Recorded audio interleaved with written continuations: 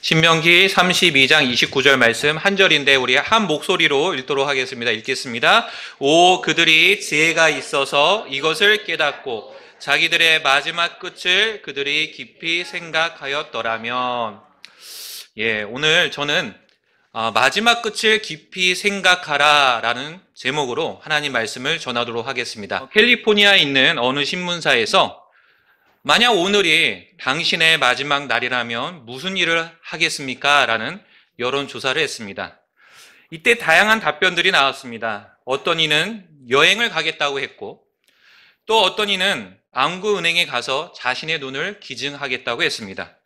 또 어떤 이는 그동안 밀린 일들을 모두 정리하겠다고 했고, 또 어떤 이는 재산을 정리해서 또 남은 가족들에게 나눠주겠다고 했습니다. 또 이런 사람도 있었습니다. 그는 자신의 가족들을 모두 모아놓고 다음과 같은 유언을 남기겠다고 말했습니다. 예수님을 잘 믿어라.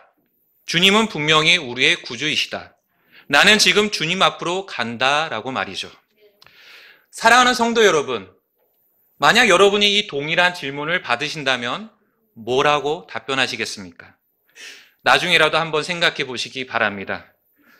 여기서 우리가 알아야 되는 사실은 누구나 자신의 마지막 끝을 생각해야 하고 또 준비해야 한다는 것이죠. 왜냐하면 모든 것의 시작에는 반드시 끝이 있기 때문입니다. 어떤 것이든 한번 시작한 이상 끝나지 않는 경우는 없습니다. 저희 큰 아이도 엊그제 중학교에 들어간 것 같은데 며칠 전에 졸업을 하고 이제 고등학생이 되었습니다. 이처럼 학교에 입학을 했으면 어떻게 해요? 졸업할 때가 있는 것이고, 또 군대 같은 경우는 한번 입대를 하게 되면 제대할 때가 있는 것이죠. 또 육아는 어떻습니까? 우리 교회에도 육아를 하시는 가정들이 참 많이 계시는데요. 이 아이를 돌본다는 게 얼마나 힘든 일입니까? 매우 힘들고 지치는 일이지 않습니까? 그러나 이런 육아도 반드시 끝나는 때가 있다는 것이죠.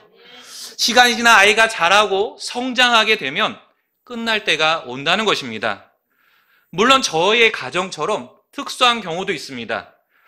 저희 집에서 저희 큰 아들을 부를 때 이렇게 별명을 붙여서 부를 때가 있습니다. 초 울트라 빅 베이비. 이런 경우는 이렇게 육아의 시기가 좀 많이 길어지긴 할 것입니다. 그러나 영원한 육아는 존재하지 않습니다. 반드시 끝날 때가 있다는 것이죠. 끝나지 않는 학교 생활, 끝나지 않는 군대 생활, 끝나지 않는 육아 생활, 이런 것은 없습니다. 아무리 괴롭고 힘들다 하더라도 시작한 이상 반드시 끝나는 때가 온다는 것을 기억하시기 바랍니다. 이처럼 이 땅에서의 우리의 생명도 마찬가지입니다. 언제가 될지는 몰라도 태어난 이상 이 땅에서의 우리의 생명도 마지막 끝을 맞이할 때가 있다는 것이죠.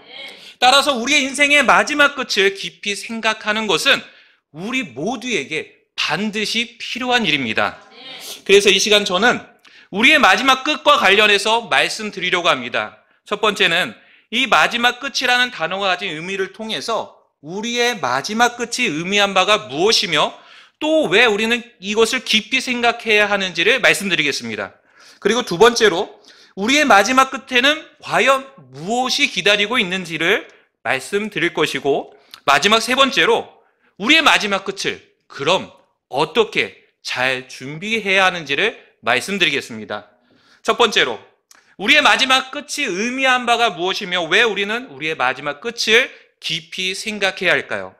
우선 신명기 32장 29절 말씀, 오, 그들이 지혜가 있어서 이것을 깨닫고 자기들의 마지막 끝을 그들이 깊이 생각하였더라면, 이 구절에 나오는 마지막 끝이라는 단어를 잠시 살펴보겠습니다. 이 단어가 가진 기본적인 의미는 뒤에 있다, 또 뒤에 머무르다라는 의미입니다. 여기에서부터 마지막 부분, 또 끝, 결말, 마지막 때, 미래 등의 다양한 의미가 파생되어 나왔습니다. 이 마지막 끝이라는 단어에 또 다른 표현이 있는데 바로 종말입니다. 들어보셨습니까? 신명기 우리 다 같이 32장 20절 말씀을 같이 한 목소리로 읽겠습니다. 이에 그분께서 이르시되 내가 그들에게서 내 얼굴을 숨기고 그들의 종말이 어떠한가 보리라 하셨으니 이는 그들이 심히 거역하는 세대요 믿음이 없는 자녀들이기 때문이로다. 29절에 이 동일한 단어가 여기서는 종말이라고 번역되어 있습니다. 방금 읽은 20절 말씀이나 29절 말씀 모두가 마지막 끝에 대해서 말씀하고 있는 것을 알 수 있는데, 그럼 과연 누구의 마지막 끝에 대해서 이 성경은 말씀하고 있을까요? 신명기 32장 20절에서 그 심히 거역하는 세대요 믿음이 없는 자녀들이라고 불리는 그들은 과연 누구일 것이며, 또 29절 말씀에서 자기들의 마지막 끝을 깊이 생각해야 하는 그들은 과연 누구일지 이 시간 같이 한번 살펴보겠습니다. 이를 위해서 먼저 우리는 신명기 32장에 기록된 배경을 이해할 필요가 있습니다. 신명기 32장은 모세의 노래를 기록한 것인데, 여기 기록된 모세의 노래는 이스라엘 백성들의 역사이자 또한 그들에 대한 예언이면서 동시에 회복과 구원을 약속한 하나님의 사랑에 대한 노래입니다. 하나님께서는 모세에게 이런 노래를 지어서 이스라엘 백성들에게 가르쳐주고 부르게 하셨다는 것이죠. 그 이유와 목적에 대해서 우리는 신명기 31장에서 살펴볼 수 있습니다. 신명기 31장 19절에서 21절에 기록되어 있는데 저와 여러분이 한 절씩 교도하도록 하겠습니다. 제가 먼저 읽겠습니다. 그러므로 이제 너희는 너희를 위해 이 노래를 기록하여 이스라엘 자손에게 가르치고 그들의 입에 그것을 두어 이 노래가 나를 위해 이스라엘 자손에게 증거가 되게 하라.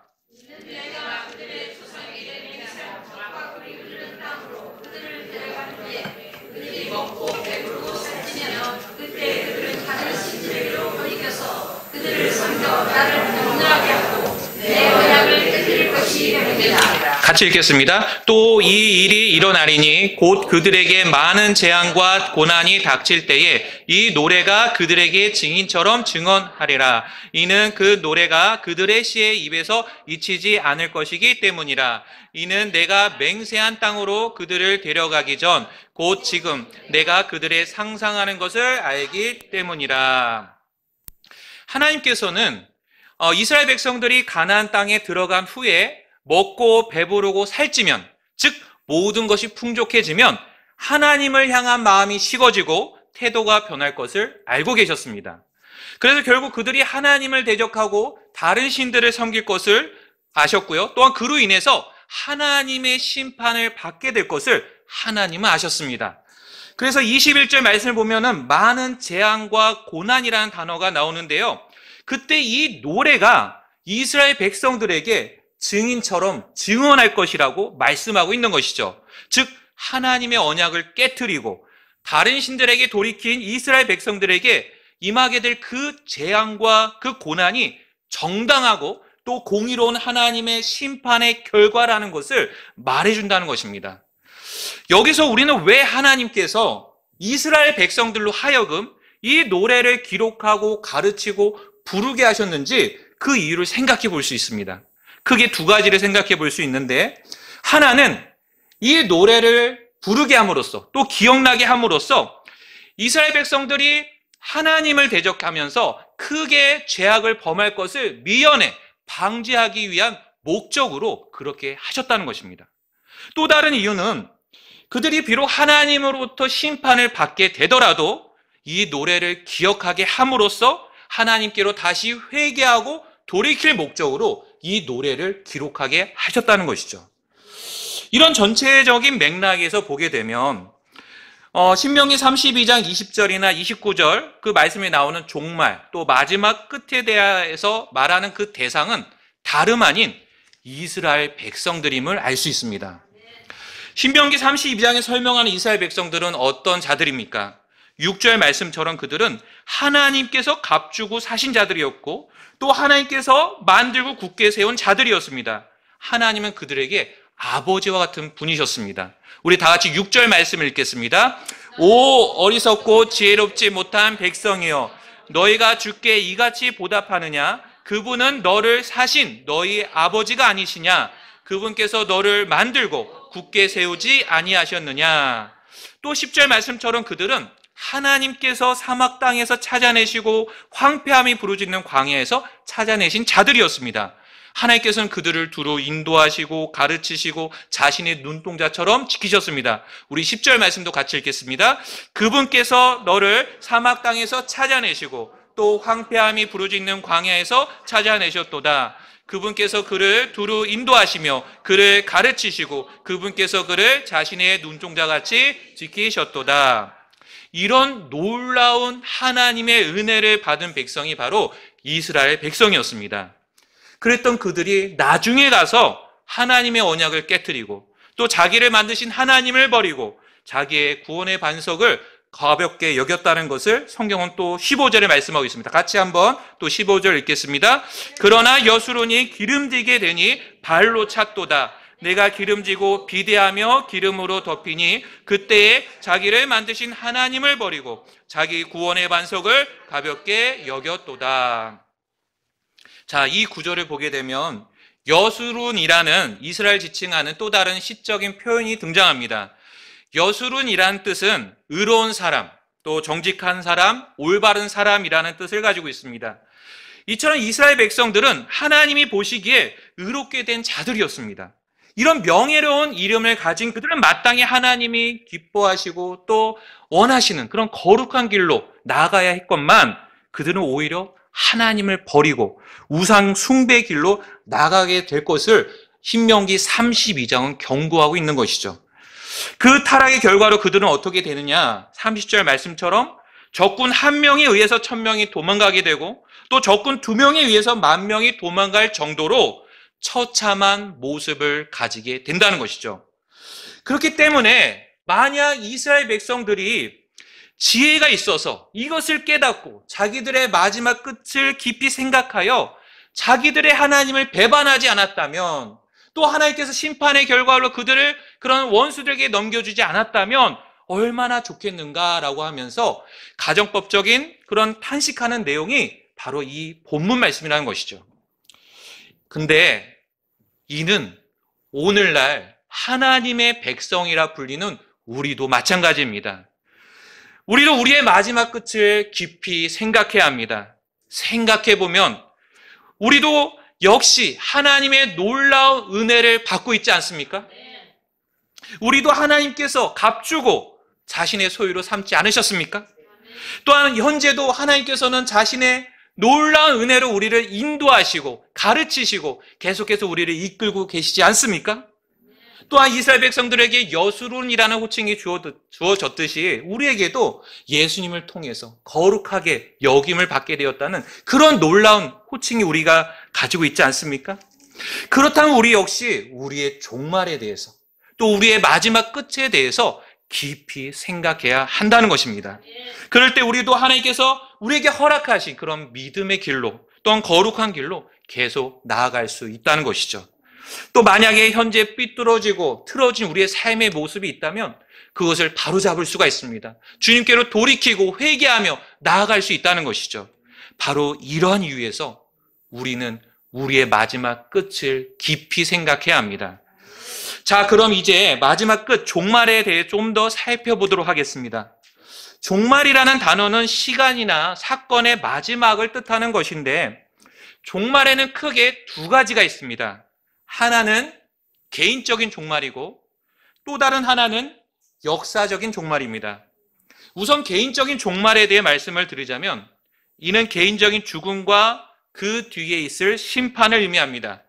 히브리서 9장 27절은 다음과 같이 우리에게 말씀하십니다. 한 번 죽는 것은 사람들에게 정해진 것이요 이것 뒤에는 심판이 있느니라. 성경은 분명히 모든 이들이 한 번 죽게 되어 있다라고 말씀하고 있습니다. 또한 이 죽음 이후에는 심판이 있다라고 또한 말씀하고 있죠. 이처럼 개인적인 종말은 한 사람이 태어나서 이 땅에 살아가다가 어느 순간 맞이하게 될 육체적인 죽음 그것뿐만 아니라 그와 동시에 받게 될 심판을 의미한다는 것을 우리는 생각해 봐야 합니다. 이 개인적인 종말은 이 땅에 태어난 모든 사람들이 겪게 되는 종말이라 말할 수 있습니다. 그렇다면 역사적인 종말은 무엇일까요? 역사적인 종말은 개인을 포함한 어느 특정 민족이나 국가 또는 더 나아가서 전 지구적인 심판을 의미합니다. 예를 들자면 노아의 홍수 사건 아시죠? 노아의 때 있었던 그 홍수 심판이나 아브라함 시대 때 있었던 소돔과 고모라 심판 등 그것이 하나의 예가 됩니다. 그리고 앞으로 있게 될 전 지구적인 심판 역시 이것의 예가 됩니다. 근데 오늘날 많은 사람들은 이 종말이라는 단어를 듣게 되면은 개인적인 종말보다 역사적인 종말을 더 관심을 기울이는 것 같습니다. 그러나 사실 우리에게 있어서 가장 시급하고 중요한 종말은 바로 개인적인 종말입니다. 왜냐하면 역사적인 종말은 어떤 주변에 돌아가는 상황이나 어떠한 그런 세계 정세나 어떠한 그런 예측 가능한 부분들이 있지만 개인적인 종말은 그렇지가 않다는 것이죠. 언제 어떻게 그 개인적인 종말이 그 사람에게 이루어질지는 아무도 예측할 수가 없습니다. 그렇기 때문에 이것이 중요하다는 것이죠. 현재 이 자리에 있는 분들 중에 지금도 열심히 뛰고 있는 나의 심장이 언제 멈출 줄을 아시는 분이 계십니까? 없습니다. 우리 중 어느 누구도 죽음이 언제 우리에게 닥칠지를 알지 못한다는 것입니다. 지난 여름에 역대급 집중호우로 인해서 수십 명이 사망했다는 그런 뉴스를 본 적이 있습니다. 너무나 안타까운 소식이었습니다. 어느 누구도 그날 그 시각이 자신의 마지막이 될지를 알지 못했을 것입니다. 그날도 평상시처럼 집을 나섰을 것이고 또 평소처럼 동일하게 차를 타고 운전을 했을 것입니다. 그런데 그들은 순식간에 불어난 물로 인해서 지하 차도에 갇혀서 빠져나오지 못하고 죽음을 맞이해야 했습니다. 이처럼 개인적인 종말은 언제라도 누구에게 찾아올 수 있다는 것을 우리는 생각해 보셔야 됩니다. 그 마지막이 지금일 수도 있고 오늘일 수도 있고 내일일 수도 있습니다. 따라서 우리는 역사적인 종말에 앞서서 언제라도 찾아올 수 있는 개인적인 종말에 관심을 기울이고 또 깊이 생각하고 준비하셔야 됩니다. 언제가 우리의 인생의 마지막 끝이 될지 우리가 모르기 때문입니다. 현재 여러분들은 개인적인 종말을 이미 준비하셨습니까? 소리가 작은 것 같아요. 개인적인 종말을 준비하셨습니까? 네, 좋습니다. 아니요도 나왔어요. 아니요도. 예, 자, 그런 분들은 오늘 말씀 잘 들으시기 바랍니다. 그런데 안타깝게도 오늘날 이런 개인적인 종말 문제는 뒤로 미룬 채 역사적인 종말에만 관심을 기울이는 사람들이 많이 있습니다. 바로 이것이 오늘날 사탄이 사람들을 속이기 위한 전략 중에 하나입니다. 단지 순서를 바꾸는 것이에요. 중요하다고 얘기하면서 순서를 바꾸는 거예요. 그러면서 개인적인 종말보다 역사적인 종말에 집중하게 만들고 그것이 중요하다고 얘기하면서 그것에 관심을 쏟게 하면서 개인적인 종말을 준비하지 못하는 것입니다. 그런데 그러면서 이제 성경에서 말씀하시기 한 번 죽는 건 사람들에게 정해진 것이요 이것 뒤에는 심판이 있다는 사실을 망각하게 만드는 것이 사탄의 전략입니다. 세상이 언제 현재 어떻게 흘러가고 있고 또 어떤 일이 일어날지 아는 것은 여러모로 도움이 되고 유익할 수 있습니다. 그러나 아무리 세계 정세가 어떻게 되고 또 예수회가 어떻고 또 프리메이슨이 어떻고 또 이 현재 우리가 어느 시점에 살고 있다는 것을 안다 하더라도 정작 본인의 죽음에 대해서 준비가 되어 있지 않다면 아무런 소용이 없다는 것을 우리는 알아야 합니다. 역사적인 종말에 앞서 개인적인 종말의 문제를 진정으로 해결받고 또한 구원받은 사람은 당장의 내일 역사적인 종말이 지구의 종말이 닥친다 해도 전혀 문제가 없음을 여러분들 아시기 바랍니다. 왜냐하면 우리는 그 마라나타 찬송가의 어떤 가사처럼 죽음으로 만날지 아니면 몸이 변해 만날지 알 수는 없어도 우리의 인생의 마지막 끝에 우리의 구원자 되시는 예수님을 만나기 때문입니다. 이 사실에는 변함이 없어요. 그랬기 때문에 개인적인 종말을 먼저 준비하는 것이 필요합니다. 그래서 여러분들은 어떻습니까? 개인적인 종말에 대한 준비가 정말 100% 완벽하게 끝내셨습니까? 오늘 죽으셔도 100% 하늘나라에 갈 수 있는 확신이 여러분들에게 있으십니까? 마태복음 16장 26절은 우리에게 말씀하십니다. 사람이 만일 온 세상을 얻고도 자기 혼을 잃으면 그에게 무슨 유익이 있겠느냐? 또는 사람이 무엇을 주고 자기 혼과 바꾸겠느냐라고 말씀하십니다. 다른 무엇보다도 우리의 혼이 중요하면서 결코 잃어서는 안 된다고 말씀하십니다. 세상의 그 어떤 준비보다도 우리의 혼이 죄로 말미암아 갑자기 멸망당하는 것, 여기에서 건져지는 것이 가장 중요하다는 사실을 기억하시기 바랍니다. 그렇다면 개인적인 종말을 어떻게 준비해야 할까요? 개인적인 종말을 준비하는 것은 다른 게 아닙니다. 나의 죄로 인해 죽으신 예수 그리스도를 개인적인 구원자와 주님으로 믿고 받아들이는 것입니다. 예수님께서는 나의 모든 죄를 인해서 십자가에 못 박혀 죽으시고 또한 부활하셨고 또 그분께서 흘리신 그 피가 나의 모든 죄들을 다 씻겨주셨음을 믿고 받아들이는 것입니다. 그럴 때 여러분들은 개인적인 종말에 대해서 준비가 되는 것이죠. 현재 여러분은 예수님을 여러분의 유일한 구원자와 주님으로 믿고 계십니까? 만약 아직 예수님을 믿지 않는 분이 계신다면 이 시간 예수님을 여러분의 구원자로 믿으시길 바랍니다. 그럼 이제 두 번째로 우리의 마지막 끝에 무엇이 있는지에 대해서 말씀을 드리겠습니다. 앞서 말씀드린 개인적인 종말과 역사적인 종말의 결과에는 과연 무엇이 있을까요? 성경 말씀 한 구절을 읽어드리겠습니다. 로마서 6장 23절 말씀입니다. 이는 죄의 삭은 사망이나 하나님의 선물은 예수 그리스도 우리 주를 통한 영원한 생명이기 때문이라. 이처럼 개인적인 종말과 관련해서 제가 먼저 말씀을 드리려고 하는데 그 종류에 있어서 결과는 두 가지입니다. 하나는 사망, 또 다른 하나는 영원한 생명입니다. 사망은 개인적인 종말을 대비하지 못한 사람들이 얻게 되는 결과이고, 영원한 생명은 개인적인 종말을 준비한 사람들이 얻게 될 그런 결과입니다. 이와 같이 우리의 마지막 끝은 달라질 수가 있습니다. 근데 여기서 말하는 사망은 단지 그저 육체적인 죽음만을 의미하지 않다고 아까 말씀드렸죠? 물론 죄의 대가로 모든 사람은 죽습니다. 왜냐하면 모든 사람은 죄인이기 때문에 그렇죠. 그렇기 때문에 성경도 한 번 죽는 것은 사람들에게 정해져 있다고 말씀하고 있죠. 그런데 여기서 죄의 삭은 사망이라는 그 말씀은 좀 더 넓은 의미의 사망도 포함하고 있음을 우리는 알아야 합니다. 육체적인 죽음을 맞이한 사람들 중에 자신의 죄의 문제를 해결받지 못하는 자들은 나중에 받게 될 영원한 형벌까지 포함되어 있습니다. 그 결과 그들은 불과 유황으로 타는 그 호수에 던져지게 되는데 이를 성경은 둘째 사망이라고 말씀하고 있습니다. 우리 다 같이 요한계시록 한번 가보겠습니다. 요한계시록 21장입니다.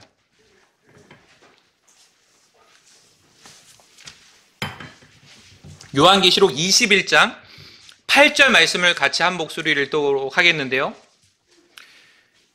다 같이 다 찾으신 줄 알고 한 목소리를 읽겠습니다. 그러나 두려워하는 자들과 믿지 않는 자들과 가증한 자들과 살인자들과 호색꾼들과 마술사들과 우상숭배자들과 모든 거짓말쟁이들은 불과 유황으로 타는 호수에서 자기 몫을 받으리니 이것이 둘째 사망이라. 분명히 사망인데 둘째 사망이라는 것이 있음을 우리는 알아야 됩니다. 자, 이 구절 자세히 보게 되면 믿지 않는 자들이 언급됩니다. 과연 그들은 무엇을 믿지 않았기에 이처럼 불과 유황으로 타는 호수에 들어가게 되는 것일까요? 또 둘째 사망을 당하게 되는 것일까요?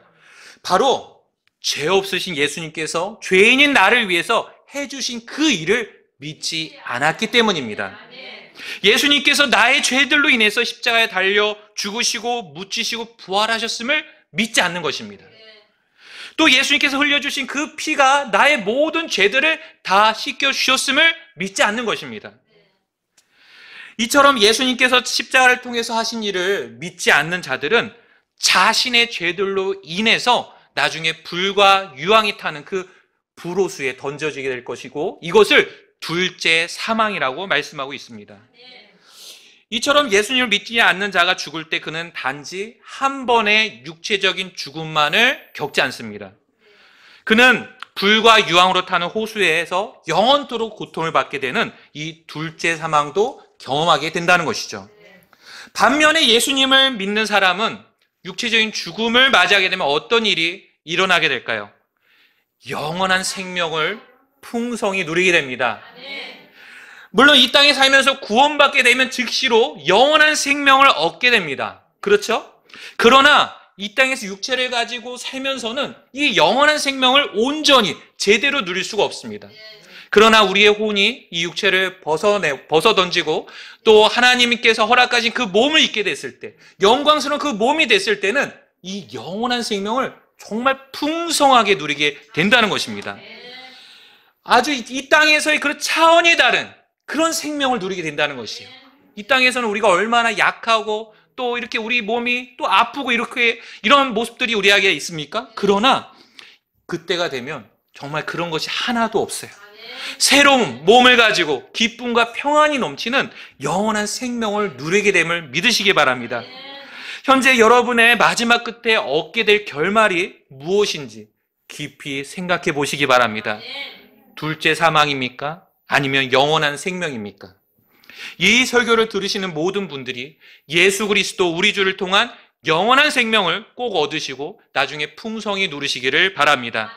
자, 그럼 역사적인 종말의 끝에는 과연 무엇이 있을까요? 요한계시록 1장 8절과 요한계시록 22장 13절 말씀을 제가 읽어드리겠습니다. 지금도 계시고 전에도 계셨으며 장차 오실 주 곧 전능자께서 나는 알파와 오메가요 시작과 끝이라 하시니라. 또 13절 22장 13절도 읽어드리겠습니다. 나는 알파와 오메가요 시작과 끝이며 처음과 마지막이라. 우리 주님께서는 자기 자신을 표현하시기를 나는 알파와 오메가요 시작과 끝이며 처음과 마지막이라고 말씀하셨습니다. 이 말씀처럼 예수 그리스도께서는 지금까지 인류 역사의 시작과 끝이 되시며 또한 처음 창조부터 마지막 심판에 이르기까지 모든 것을 주관하시는 역사의 주인공이십니다. 다 같이 골로새서 1장으로 한번 가보겠습니다. 골로새서 1장 15절 말씀을 읽으려고 하는데요. 골로새서 1장 15절 말씀 같이 한 목소리로 읽도록 하겠습니다. 읽겠습니다. 그분께서는 보이지 아니하시는 하나님의 형상이시오 모든 피조물의 처음 나신 분이시라. 여기서 말하는 그분은 누구를 가리킬까요? 예, 앞의 문맥을 통해서 우리가 알 수 있듯이 그분은 바로 예수님이십니다. 그분은 그래서 성경은 말씀하시기를 예수님께서는 보이지 아니하시는 하나님의 형상이시고 모든 피조물의 처음 나신 분이라고 말씀하고 있는데요. 근데 이 의미가 그분 자신이 피조물들 중에서 제일 처음 지음을 받았다는 의미는 결코 아닙니다. 예, 이 말의 의미는 예수님께서는 모든 피조물들이 창조되기 이전부터 존재하시고 또 영원하신 하나님이심을 우리에게 보여주고 있습니다. 또 이 모든 것들이 또 그와 동시에 모든 것들이 다 예수님에 의해서 존재하게 되었음을 말씀하시는 것입니다.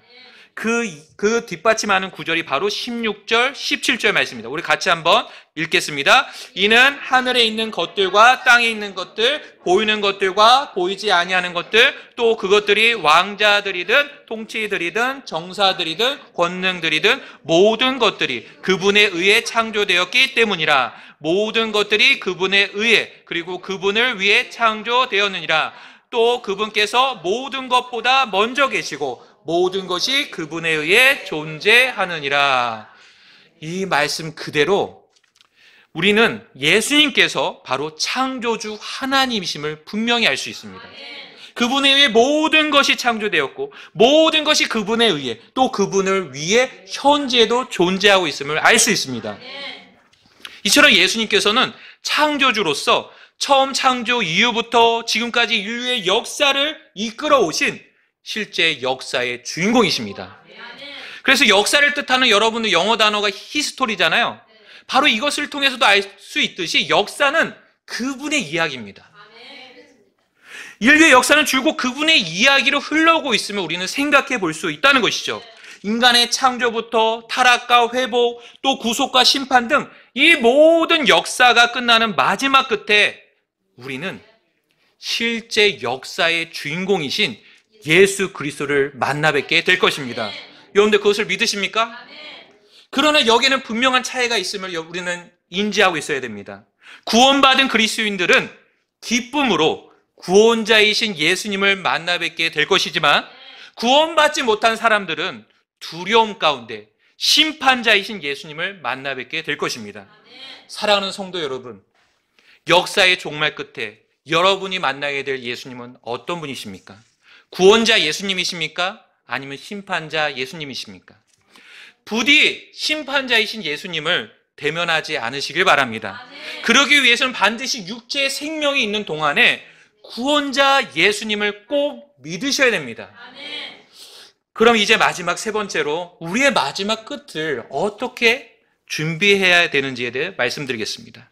첫 번째로 드리고 싶은 말씀은 처음 시작을 돌아보라고 말씀드리고 싶습니다. 마지막 끝이 있다는 말은 처음 시작이 있다는 말입니다. 처음이 없으면 마지막도 없는 것이고 시작이 없으면 끝도 없는 것입니다. 그렇기에 우리의 마지막 끝을 깊이 생각하며 잘 준비하기 위해서는 반드시 우리의 처음 시작을 돌아보셔야 됩니다. 어떤 일이든 처음 시작할 때 아무 생각 없이, 아무 계획 없이 그렇게 진행하지 않습니다.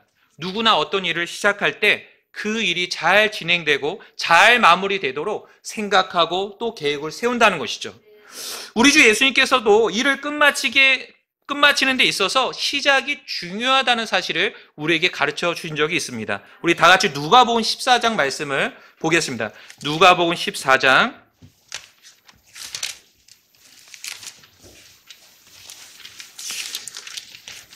누가복음 14장 24절, 27절 말씀을 보시게 되면은 예수님께서 자신의 제자가 되기 위해서 자기 십자가를 지고 따라가야 한다고 말씀하시면서 다음에 28절에서 하나의 예시를 들어서 설명하십니다. 바로 망대를 세우는 일을 말씀하시죠. 망대를 세우는 일을 잘 끝마치기 위해서는 어떻게 해야 되는지에 대해서 말씀을 드리는데 우리 다 같이 28절 말씀을 읽겠습니다. 시작! 왜냐하면 너희 중에 누구든지 망대를 세우고자 하면 자기가 그것을 끝마칠 만큼 충분히 가졌는지 먼저 앉아서 그 비용을 계산하지 아니하겠느냐. 그리고 29절, 30절도 같이 읽겠습니다. 이는 혹시라도 그렇게 하지 아니하여 그가 기초를 놓은 후에 그것을 끝마치지 못하면 그것을 보는 모든 자들이 그를 조롱하기 시작하여 이르되 이 사람이 세운 일을 시작하였으나 끝마치지는 못하였도다 하리라. 자, 망대를 세우는 일에 있어서 이것을 잘 끝마치기 위해서는 먼저 앉아서 그 비용을 계산해야 된다고 말씀하셨습니다. 왜냐하면 그렇게 해야지 도중에 어떤 예상했던 것보다 더 많은 비용이 들게 되면 그 망대를 세울 수가 없다는 것이에요. 그렇게 되면은 사람들이 그걸 보고 조롱을 한다는 것이에요. 자, 이런 예시를 들어서 예수님께서는 자신을 따르는 자들도 주님을 따를 때 겪을 수 있는 여러 가지 고난과 어려움에 대해서 충분히 각오를 하고 자기 십자가를 지고 자기를 따라야 된다고 말씀하신다는 것입니다. 여기서 우리는 어떤 일이든 성공적으로 끝마치기 위해서는 시작 단계가 매우 중요하다는 사실을 알 수가 있습니다. 그 일의 끝이 어떻게 마무리가 될지는 초반에 결정이 된다는 것이죠. 그런 점에서 우리의 마지막 끝을 잘 준비하기 위해서 우리의 시작을 돌아봐야 된다는 것인데, 자, 그럴 때 우리는 그것을 더 잘 이해하면서 그 우리의 마지막 끝에 대해서 깊이 생각하면서 더욱 믿음 있게, 확신 있게 나아갈 수 있다는 것이죠. 자, 우리 시작과 관련해서 우리가 돌아봐야 될 그 첫 번째는 바로 우리의 구원입니다. 우리의 마지막 끝에 대한 준비는 바로 우리의 구원에서부터 시작돼야 됩니다. 이 구원이 어떻게 우리에게 시작되었는지, 현재 나는 어떻게 구원을 받게 되었는지 돌아보는 일이 필요합니다. 자, 우리 모두가 잘 알다시피 이 구원은 우리가 시작한 게 아닙니다. 하나님께서 우리 안에 시작하신 일이십니다. 이 일을 위해 예수님께서는 하늘의 모든 영광을 내려놓으시고 이 땅에 찾아오셨고 우리를 대속해 주셨다는 것을 우리는 알 수가 있습니다. 자, 예수님께서 이 일을 하시는 데 있어서 도중에 포기하셨나요? 중단하셨나요? 아닙니다. 만약 그랬으면 저희들은 구원받을 수가 없겠죠. 주님께서는 그 일을 끝까지 완수하셨습니다. 그래서 요한복음 17장 4절에서 예수님께서 이렇게 말씀하셨습니다. 내가 땅에서 아버지를 영화롭게 하였사오니 곧 아버지께서 내게 하라고 주신 일을 내가 끝마쳤나이다. 그리고 요한복음 19장 30절에서 예수님께서는 십자가에 숨을 거두시기 전에 이렇게 선포하셨습니다. 다 이루어졌도다. 아멘. 여러분들 아멘이십니까? 자, 우리의 구원의 문제에 관련해서 예수님께서는 이미 이 모든 것들을 완벽하게 다 이루어 놓으셨음을 믿으시길 바랍니다. 그래서 예수님께서는 율법의 요구에 따라 죄인인 우리가 당해야 될 그런 모든 정죄와 형벌을 대신 받으셨습니다. 또 피 흘림이 없으면 사면이 없다라는 그 율법의 요구에 따라서 그분은 십자가에서 자신의 고귀한 피를 흘려주셨습니다. 이처럼 예수님께서는 율법의 모든 요구를 다 성취하심으로써 율법의 끝마침이 되셨습니다. 로마서 10장 4절 말씀을 제가 읽어드리겠습니다. 이는 그리스도께서 믿는 모든 자에게 의가 되시기 위하여 율법의 끝마침이 되시기 때문이라. 따라서 더 이상 우리는 율법의 정죄와 형벌에 대해서 두려워할 필요가 없습니다. 맞습니까? 왜냐하면 예수님께서 우리를 대신해서 그 율법의 모든 요구를 성취하셨기 때문입니다. 그리고 오직 예수 그리스도만이 믿는 모든 자의 의가 되십니다. 여러분들 믿으십니까? 현재 우리는 율법 아래가 아니라 은혜 아래 살고 있는 자들입니다.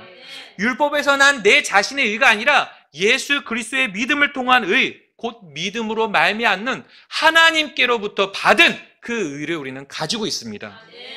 이렇게 구원은 예수 그리스도를 통해서 우리 안에 시작된 것입니다. 여기서 시작되었다는 말은 구원의 세 가지 측면을 말씀드리는 것인데, 믿는 자의 구원은 칭의, 또 성화, 그리고 영화의 단계로 나아가게 됩니다.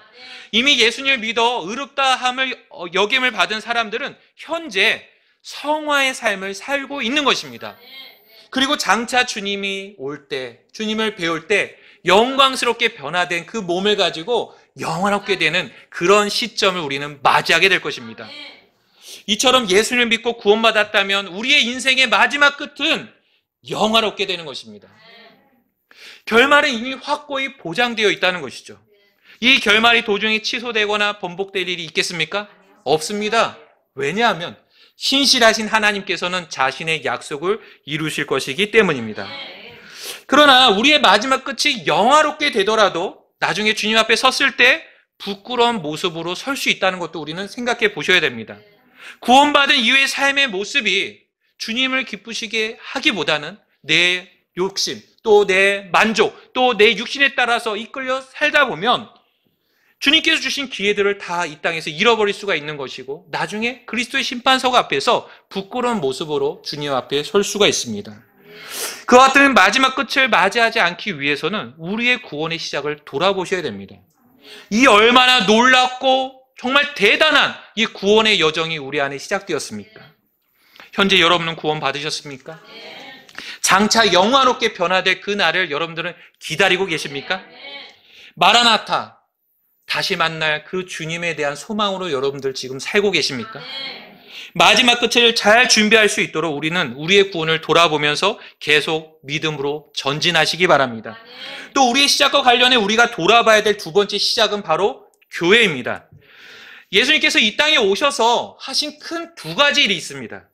그 두 가지는 무엇일까요? 하나는 사람들을 죄들로부터 구원하신 일이고, 또 다른 하나는 자신의 교회를 세우시는 일이었습니다. 우리 주 예수님께서는 자신의 의지를 가지고 이렇게 말씀하신 적이 있으시죠? 내가 너희를 사람들을 닦는 어부가 되게 하리라. 또 이런 말씀도 하셨습니다. 내가 내 교회를 세우리라.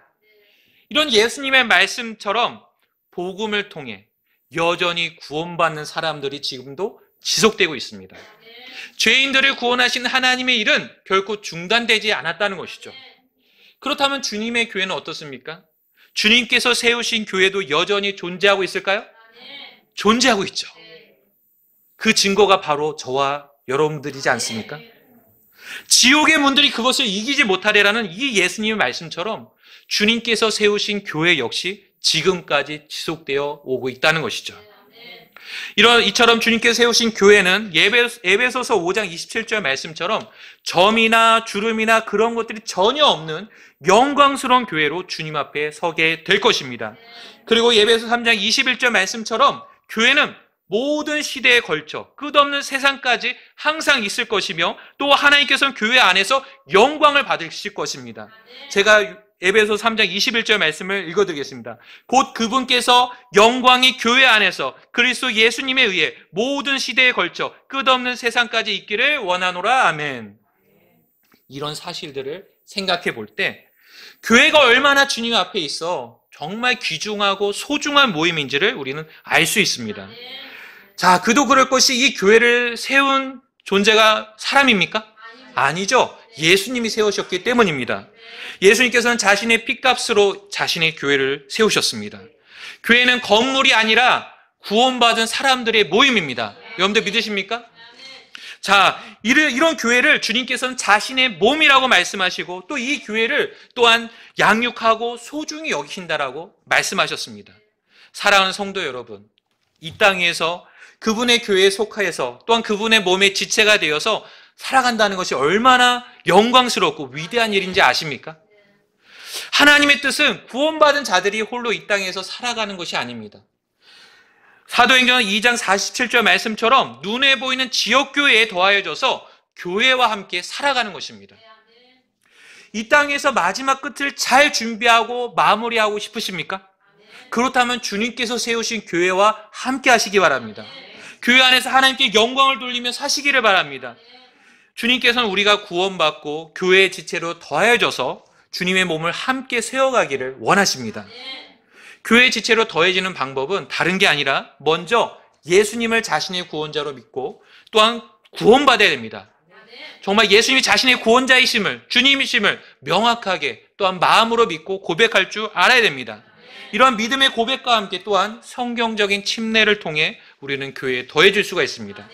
그리고 그 교회와 한 믿음으로 연합되어 주님께 영광 돌리며 살아갈 수 있다는 것이죠. 여러분이 이미 교회의 지체가 되셨습니까?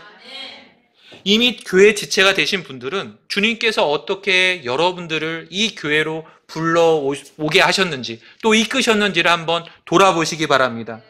주님께서는 아주 다양한 방식으로 우리를 이 교회 안에 불러주셨습니다. 실수가 없으신 주님께서는 여러분들을 바로 이 자리에 앉게 하셨다는 것이죠. 하나님께서는 자신이 기뻐하신 대로 여러분들 각자를 자신의 몸 안에 주셨다는 것을 기억하시고 더욱더 교회를 세우시는데 뛰어나시기를 바랍니다. 이것이 여러분의 마지막 끝을 잘 준비하는 방법입니다. 우리의 마지막 끝을 어떻게 준비해야 하는지 첫 번째로 드린 말씀은 처음 시작을 돌아보자라는 말씀이었습니다. 그래서 우리가 받은 구원에 대해서 또 우리에게 주신 교회에 대해서 돌아보자고 말씀드렸습니다. 이제 두 번째로 드리고 싶은 말씀이 있습니다. 그건 바로 처음 자세를 계속 유지하라고 말씀드리고 싶습니다. 여러분, 끝날 때까지 끝난 게 아니다. 이런 말 들어보셨습니까? 제 설교도 지금 끝난 것 같죠? 아직 안 끝났어요. 끝날 때까지 끝난 게 아니다. 자, 지난해 항저우 아시안게임이 있었던 일을 통해 우리는 이 말의 의미를 되새겨 볼 수가 있습니다. 당시 아시안게임에서 우리나라가 안타깝게 금메달을 놓친 종목이 있었습니다. 그 종목은 바로 남자 롤러 스케이트 종목이었습니다. 왜 놓쳤냐면 이 결승전을 통과하기 직전에 한국 선수가 이 우승을 확신하고는 승리의 세레머니를 하다가 그만 바로 뒤쫓아왔던 대만 선수에게 그만 그 간발의 차이로 금메달을 놓쳤던 것이에요. 자, 그게 몇 초 차이인지 아십니까? 0.01초. 0.01초 차이로 메달이 바뀐 것이에요. 이 0.01초로 인해 그 한국 선수는 금메달을 놓쳤을 뿐만 아니라 군 면제도 받지 못했습니다. 더군다나 이 해당 경기는 3000m 계주 경기였기 때문에 본인뿐만 아니라 그 다른 동료 선수에게도 그런 피해가 돌아갔다고 합니다. 그 0.01초만 참았더라면, 끝까지 자세를 유지했더라면 어떻게 되었을까요? 결과는 크게 달라졌을 것입니다. 이에 반해 끝까지 포기하지 않고 달려 역전하여서 승리했던 그 대만 선수는 다음과 같은 말을 남겼다고 합니다. 나는 한국이 세레머니를 하고 있었다는 것을 알고 있었습니다. 그들이 그러고 있을 때 나는 계속 싸우고 있었다는 사실을 그들에게 알려주고 싶었습니다. 그저 결승선을 향해 달렸습니다. 사랑하는 성도 여러분, 이 땅에 살아갈 때 우리의 삶에도 이처럼 우리를 흔들고자 하는 수많은 유혹들과 위기들이 있다는 것을 아십니까? 원래 있던 자리에서 우리를 뒷걸음질치게 만들고 또 벗어나게 만들려고 하는 여러 가지 것들이 우리 주변에 있습니다. 그러나 우리의 마지막 끝을 아름답게 마무리하기 위해서는 우리에게 반드시 필요한 자세가 있는데 그건 바로 지속성입니다. 계속 유지하는 것입니다. 현재 내게 주어진 자리에서 떠나지 않고 도망치지 않는 것입니다. 현재 하나님께서 부르신 그 부르심의 자리에서 흔들리지 않고 계속해서 유지하면서 나가는 것입니다. 오늘날 세상 사람들은 말하기를 좋은 결과를 얻기 위해서는 엄청 힘든 과정도 참고 또 끈질기게 버티라고 얘기합니다. 여러분들 세상 사람들 입장에서는 자신들의 마지막 끝을 알지 못하기 때문에 이 말이 그들에게 있어서는 최선일 수 있습니다. 그러나 우리는 다릅니다. 여러분들 인정하십니까? 우리는 이미 우리의 마지막 끝을 알고 있는 사람들입니다. 여러분들 여러분의 마지막 끝을 알고 계십니까? 우리는 우리의 마지막 끝이 어떻게 될지를 이미 알고 있고 확신하고 있기 때문에 우리는 흔들리지 않고 꿋꿋하게 믿음으로 나아갈 수 있다는 것입니다. 구원의 경우를 한번 생각해 보십시오. 한번 구원받았다면 그 구원이 영원한 구원임을 여러분들은 믿고 확신하십니까? 믿지 않는 사람들 입장에서는 자기 자신이 열심히 하고 또 잘하고 잘 버텨야만이 이 구원이 유지될 것으로 생각하겠지만 저희는 그렇지가 않습니다. 우리는 성경 말씀을 믿고 있기 때문입니다. 하나님의 말씀입니다. 히브리서 10장 14절에 이는 그분께서 성별된 자들을 단 한 번의 헌물로 영원토록 완전하게 하셨기 때문이라. 영원토록 완전하게 하셨다고 말씀하십니다. 따라서 만약 현재 자신의 구원의 문제에 있어서 흔들리고 계시는 분이 있다면 또 아직 하늘나라에 갈 수 있는 100% 확신이 없는 분이 계신다면 이 시간 구원자이신 예수님을 온전히 믿고 붙드시길 바랍니다.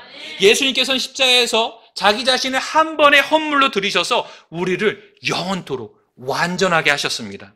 더 이상 죄로 인해 드릴 헌물이 없게 만들어주셨습니다. 이런 구원의 확신이 우리 모두에게 있기를 바랍니다. 또 교회와 관련해서 한번 생각해 보겠습니다. 교회 생활을 할 때도 여러 가지 이유로 상처받고 떠나고 싶은 마음이 들지 않습니까? 그도 그럴 것이 교회 안에 있는 지체들이 죄를 짓지 않는 어떤 하늘에 있는 천사들 같지가 않다는 것이에요. 우리 각자의 모습을 보게 되면 다 약하고 부족한 모습들이 다 드러난다는 것을 우리는 보고 있지 않습니까? 한번 옆을 한번 보십시오. 얼마나 약한 존재인지를 한번 보시기 바랍니다. 우리는 그런 존재들, 그런 모임 가운데 있다는 것을 생각해 보셨으면 좋겠어요. 자, 물론 그런 일들을 겪을 때 상당히 힘들고 괴로울 수가 있습니다. 그렇다고 해서 주님의 몸인 교회에서 떠나는 그런 태도들은 주님께서 기뻐하지 않으십니다. 고린도전서 3장 16절을 보시면 너희는 하나님의 성전이라고 말씀하십니다. 너희가 하나님의 성전인 것과 하나님의 영께서 너희 안에 거하시는 것을 너희가 알지 못하느냐?